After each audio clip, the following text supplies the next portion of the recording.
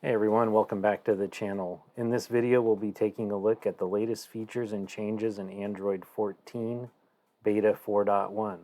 We'll also be answering some of your questions about the beta program. So if you're interested in learning more about Android 14, be sure to watch this video.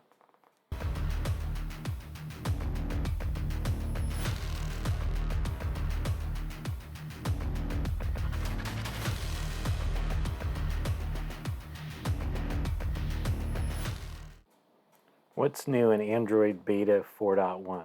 Firstly, this update brings in some new features and improvements to the Android operating system, making it faster and more efficient than before.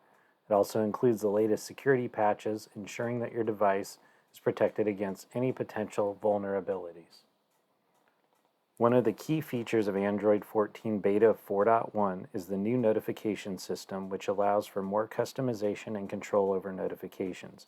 You can now snooze notifications for a set amount of time and also change the priority level of the notifications so you only receive the notifications that matter to you. Another new addition is the updated camera app. It now includes a new feature called Quick Capture that allows you to capture photos and videos quickly with just a double tap of the power button. There are also some new camera effects and filters to play around with.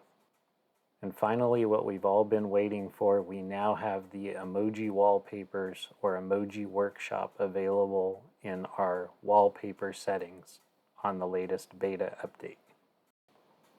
Now, if you're interested in trying out Android 14 Beta 4.1, you can install it on your Pixel device by signing up for the Android Beta program. To do this, simply go to the Android Beta program website and enroll your Pixel device. Once enrolled, you'll receive the beta update over the air, which you can download and install on your device. The next feature that is brought to us with the latest update is the customizable clock for our lock screen settings. Overall, Android 14 Beta 4.1 is a great update that brings in some new features and improvements to the Android operating system.